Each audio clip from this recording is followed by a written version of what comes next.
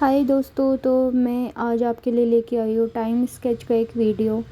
किस तरीके से मैं पिक्चर को कंपोज करती हूँ, आप अपने रेफरेंस को किस तरीके से कंपोज कर सकते हो, वो धीरे धीरे मैंने इस वीडियो में आपको समझाने की कोशिश करी है। तो ये मेरे पास A4 का साइज़ है और ये पिक्चर है। तो इस पिक्चर को मैंने किस तरीके से ड्रॉ किया है पेपर पे, वो आपको मैं दिखाना चाहती हूँ। आप इससे बहुत कुछ सीख सकते हैं। जैसे मेरे पास ये पिक्चर है, मुझे ये पिक्चर ड्रॉ करना है अपनी बुक पे, तो ये किस तरीके से बैठी है पहले वो आप देखो। तो इनका फेस जो है लेफ़्ट साइड से राइट साइड को है, तो हम वैसे ही पिक्चर अपने पेपर पे ड्रॉ करेंगे। लेफ़्ट फेसिंग करके ये हमारी तरफ बैठे हैं, तो हम अपने पिक्चर को पेपर पे लेफ़्ट साइड से ही ड्रॉ करेंगे। बहुत ज़्यादा आपको लेफ़्ट नहीं लेना है, लेकिन मिडल से आपको लेफ़्ट जाना है। तो हमने पिक्चर के अकॉर्डिंग छोटा सा एक सर्कल ड्रॉ किया और मैं धीरे धीरे इसी तरीके से बाहर की आउटलाइन एकदम हल्के हाथों से ड्रॉ करूँगी। जब मुझे सही लगेगा कि हाँ मेरा पिक्चर कंपोज हो गया, अच्छे से हो गया है, तो मैं फिर उसे डार्क आउटलाइन में कन्वर्ट कर दूँगी। इस तरीके से मैं अपने हाथ की आउटलाइन ड्रॉ कर रही हूँ, जिस पोजीशन में उन्होंने हाथ रखा हुआ है। तो वैसे ही आपको ड्रॉ करना है, एकदम सिर्फ लाइन के थ्रू ही आपको ड्रॉ करना है। डार्क नहीं करना है पेपर पे, बिल्कुल भी डार्क नहीं करना है। आप धीरे धीरे लाइट पेंसिल यूज़ कीजिए, उसके बाद आपको डार्क करना है जब आपको लगता है कि आपका पिक्चर अच्छे से कंपोज हो चुका है। जो ये फ़ोटो है, ये मैंने ये जो रेफरेंस है मेरा, ये मैंने किस तरीके से कंपोज़ किया है आप देखो इसे। ना ऊपर की जगह ज़्यादा है, ना नीचे जगह ज़्यादा थोड़ी है, एकदम परफेक्ट एंगल में मैंने छोड़ रखा है इसका जगह, एकदम परफेक्ट कंपोज़ किया है। उसी तरीके से आपको सीखना है कि हमारा सामने वाला किस तरीके से बैठा रहता है। अगर लेफ़्ट टू राइट बैठा है तो आपको लेफ़्ट टू राइट ही बनाना पड़ेगा, और मिडल में बैठा है तो आपको मिडल में, फ्रंट एंगल में हम मिडल से स्टार्ट करते हैं। वैसे ही अगर राइट पोजीशन में वो बैठा है तो आपको राइट साइड से सर्कल ड्रॉ करके आउटलाइन निकालनी रहेगी,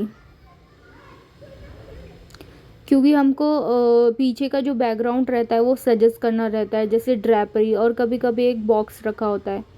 तो उसी तरीके से हमको जगह छोड़ते हुए चलना है।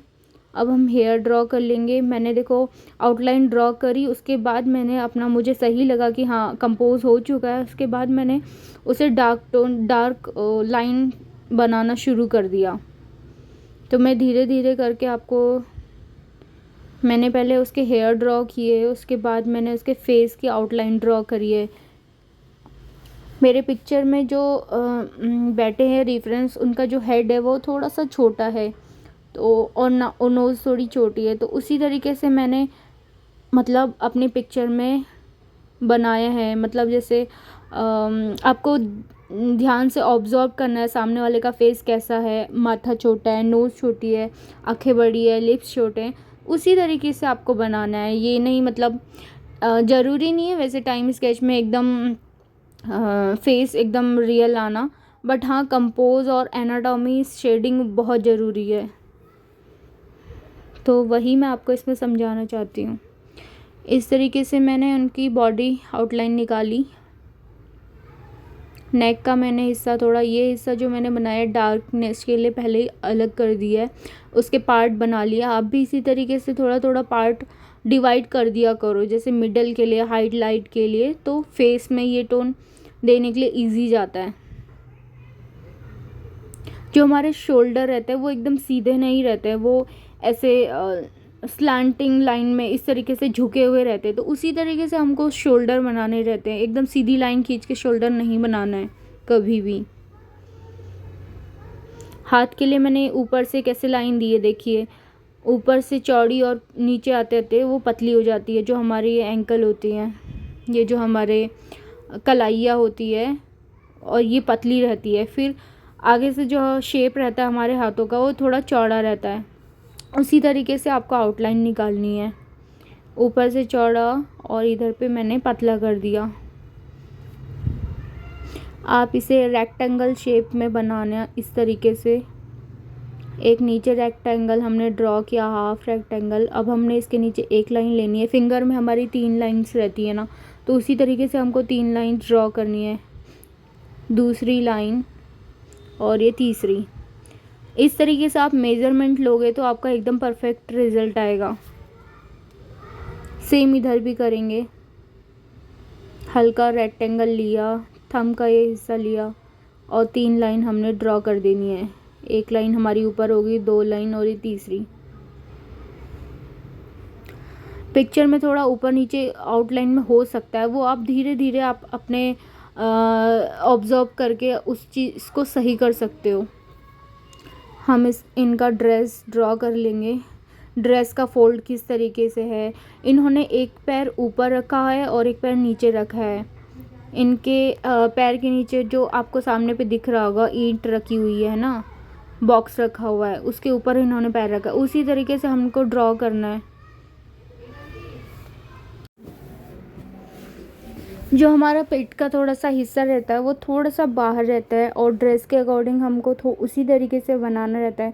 थोड़े थोड़े ड्रेस में हम जब बैठते तो करवटें सिलवटें रहती है, तो उस तरीके से हमको ड्रॉ करना है। सिलवटें जो निकालनी है उसकी आउटलाइन निकाल लेनी है। ये हमको शेडिंग के लिए इजी जाता है।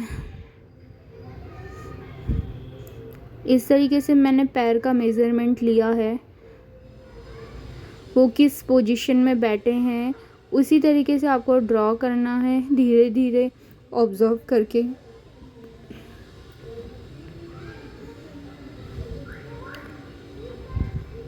साथ ही आप डार्क वाले हिस्से को उसकी आउटलाइन को भी निकालते रहिए। कहाँ पे उसकी सिलवटें हैं, कहाँ पे उसके फोल्ड हैं। अब हम लेगिंग ड्रॉ कर लेंगे, पैंट उनकी ड्रॉ कर लेंगे। अब मैंने पैर किस तरीके से बनाया है आप ध्यान से देखिए, वैसे ही आपको ड्रॉ करना है। ये एकदम सिंपल टेक्निक है पैर को बनाने के लिए। 3 लाइन मैंने ड्रॉ की है, बीच की बड़ी और कॉर्नर्स की छोटी। रेक्टेंगल मैंने ये शेप लिया है। एक लाइन एड़ी के लिए ऐसे ड्रॉ करिए हील्स के लिए, और मैंने इनके नीचे बॉक्स बना देना है।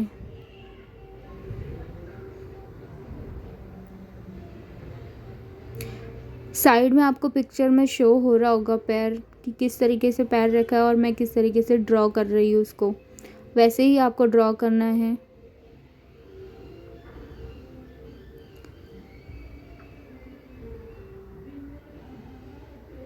पैर का अंगूठा हमारे किस तरीके से होता है वो देखिए अभी ध्यान से, कितने उसमें लाइंस आपको ड्रॉ करनी है। फिंगर बनाना एकदम सिंपल है, आपको बस टो में मेहनत करनी रहती है थोड़ी सी। तो ये देखो हमारा परफेक्ट पैर निकल चुका है, और ये मैंने शेडिंग के लिए थोड़ा आउटलाइन दे दी है। एक्स्ट्रा जो लाइंस है उसको इरेज करते रहिए साथ में, वरना शेडिंग में आपको कंफ्यूज होगा कि किस तरीके से हमको शेडिंग करना रहेगा। सिर्फ डार्क वाली लाइन आपको रखनी है शेडिंग के लिए, बाकी की जो आउटलाइन मेज़रमेंट के लिए लिया आपको इरेज कर देना है साथ ही।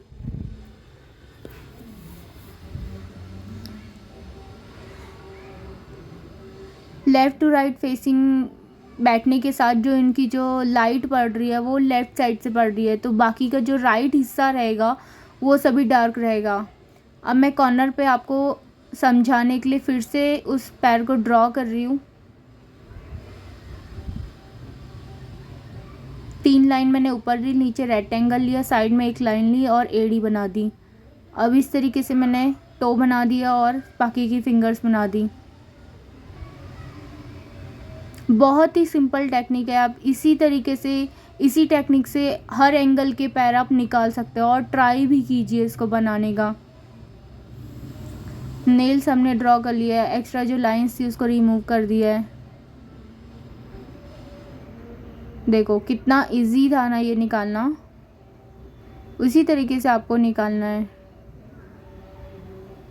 ये लाइंस मैंने इसलिए लिए ताकि जो फोल्ड रहते हैं वो हमको समझ में आए कि कहाँ पे हमारा मतलब पैर बेंड हो रहा है ना, तो उसको समझाने के लिए मैंने ये लाइंस ड्रॉ करी है।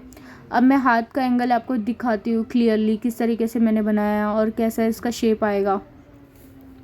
ऐसे आपको रेक्टेंगल लेना है और 3 लाइन ड्रॉ कर देनी है। साइड में हम थंब के लिए भी मेज़रमेंट लेंगे। जब आपका शेप सही हो जाता है या समझ आ जाता है, परफेक्ट आता है, तो आप इसे साथ ही इरेज कर दो। फिर उसके बाद फिनिशिंग के साथ आप बनाओ फिंगर। एक एक लाइन मैंने ले ली और जो कॉर्नर वाली फिंगर रहती है वो इस पोजीशन में थोड़ी सी हाइड हो जाती है, तो हमारी डार्क टोन में चली जाएगी। कलाई देखो हमारी पतली रहती है और उसके ऊपर धीरे धीरे आकार का साइज़ थोड़ा सा बड़ा होता है। उसी तरीके से आपको ड्रॉ करना है। अब मैं शेडिंग करके आपको समझाऊंगी। और हाँ, साथ ही दोस्तों, आप कौन सी पेंसिल यूज़ कर रहे हो, मेरी तरह अगर आप मीडियम पेंसिल यूज़ कर रहे हो, सिंपल पेंसिल यूज़ कर रहे हो, तो उसको बार बार शार्प करते रहो। शार्प करने के बाद वो थोड़ा हमारा जो उसका हिस्सा रहता है वो अच्छे से क्लियरली हमारा पिक्चर बनाता है, वरना वो बहुत मोटी लाइन खींच देता है। और जैसे कोई पिक्चर रहता है, हमको कभी बड़े साइज़ में बनाना रहता है, कभी छोटे उसमें पेपर पे, तो उसके लिए हमारी दिक्कत आने लग जाती है अगर पेंसिल की नोक अच्छी नहीं रही तो।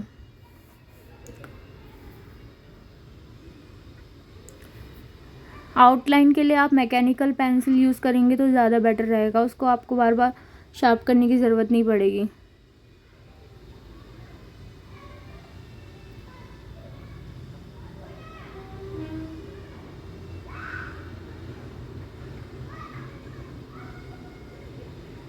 ये देखो हमारा हाथ रेडी हो चुका है। चेयर का भी मैं आपको मेज़रमेंट बताऊंगी, किस तरीके से पर्सपेक्टिव में हम चेयर या टेबल स्टूल निकालते हैं, वो मैं साइड में आपको समझाऊंगी। बहुत सारे लोगों का वो परफेक्ट नहीं निकलता है। तो आप देखो, मैंने 2 सीधी लाइन ली है। इसमें आपको क्या करना है, अभी मेरे पास स्केल नहीं है तो मैं सिर्फ ऐसे ही हाथ से करके बता रही हूँ।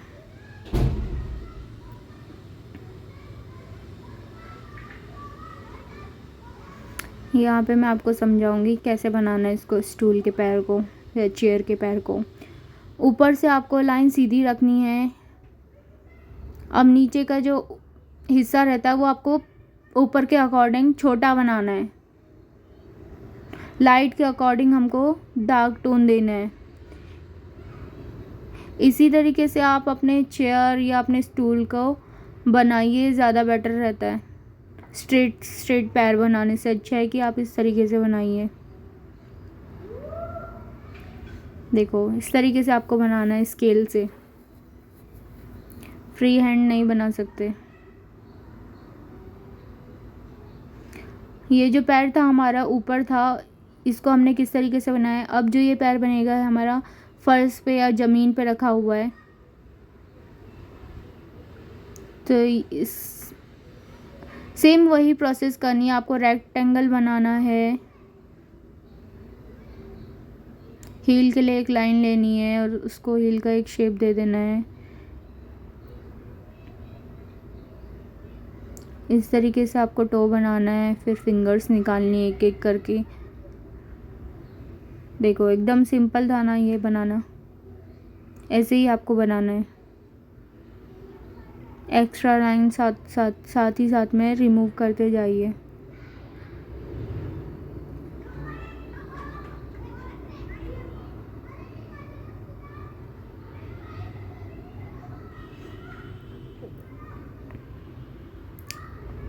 इसमें जो हाईलाइट वाला हिस्सा है वो ज़्यादा दिखाई दे रहा है और जो डार्क टोन है वो कम दिखाई दे रहा है। तो वैसे ही आपको अपने पिक्चर में ड्रा करना है। अब मैं ड्रेस का भी थोड़ा आउटलाइन निकाल के दे दूँगी। मैंने जो आउटलाइन निकाली थी डार्क टोन के लिए, वो कैसे क्यों ज़रूरत पड़ती है उसकी निकालने के लिए, देखिए आप। तो ये जो हमारा फोल्ड है ये अंदर की तरफ है और जो उसके सामने आ रहा है ये वाला हिस्सा, ये ऊपर आया है उसके, है ना। तो हाँ, जो अंदर रहेगा वो डार्क रहेगा, जो ऊपर रहेगा वो लाइट रहेगा, क्योंकि उसके ऊपर लाइट का फोकस ज़्यादा रहता है।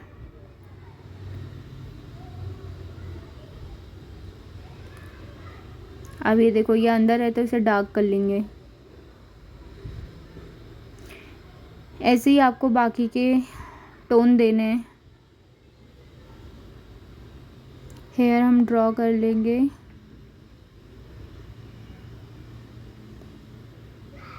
अब थोड़ा हम आईज़ नोज़ को सजेस्ट कर लेंगे।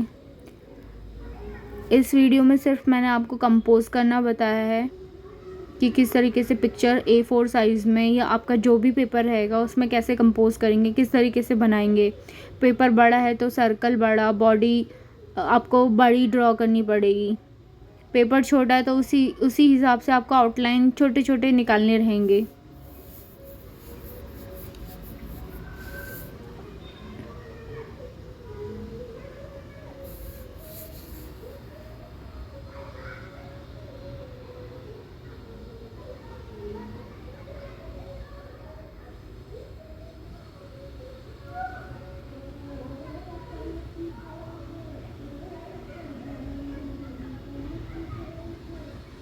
लिप्स बना लेंगे।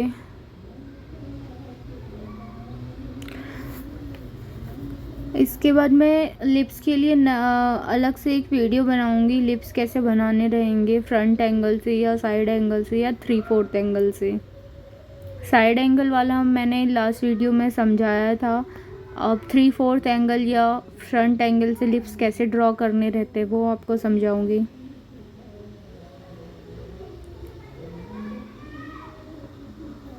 चिन के नीचे का हिस्सा हमेशा थोड़ा डार्क बनेगा क्योंकि चिन जो हमारी रहती है वो थोड़ी उठी हुई रहती है। नेक हमारा अंदर रहता है तो वो चेहरे के अकॉर्डिंग डार्क टोन में जाता है।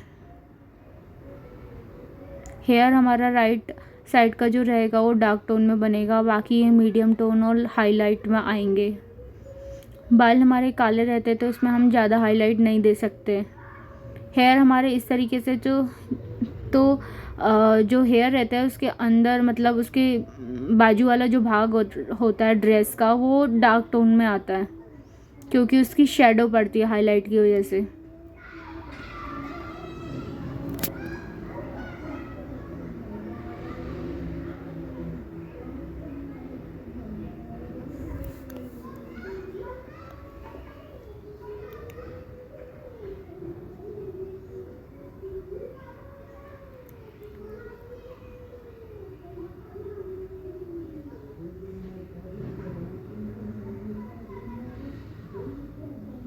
कपड़ों के फोल्ड्स निकालना मत भूलिएगा क्योंकि कपड़ों के फोल्ड से भी बहुत फ़र्क पड़ता है हमारी पिक्चर पे।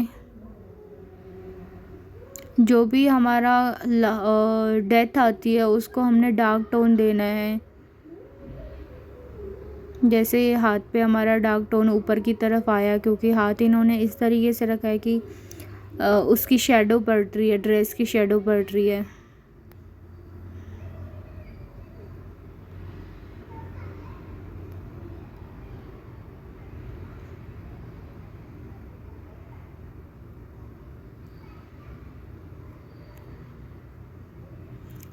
तो आपको ये वीडियो कैसा लगा मुझे बताइएगा ज़रूर। आपको कितना क्लियर हुआ या आपको और कोई नेक्स्ट वीडियो चाहिए किसी के ऊपर आपको क्लियर नहीं हो रहा है, जैसे आईज़, नोज़ या लिप्स, हाथ के एंगल, बॉडी के एंगल, तो मुझे ज़रूर बताइएगा। मैं आपके लिए नया वीडियो ज़रूर लेकर आऊँगी। बाकी कोशिश करूँगी कि आपको ज़्यादा से ज़्यादा जो मैंने अभी तक ऑब्ज़र्व किया, जो मैंने सीखा वो आपको मैं सिखा पाऊँ। राइट साइड की जो भी बॉडी रहेगी, फेस की, हाथ की, वो सब हमारी डार्क टोन में जाएगी। फिर मीडियम टोन उसके बाद देंगे और हाईलाइट के लिए हिस्सा चाहिए। चीक्स इनके थोड़े से बड़े तो मैंने बीच में थोड़ा सा डार्क मीडियम टोन यूज़ किया है।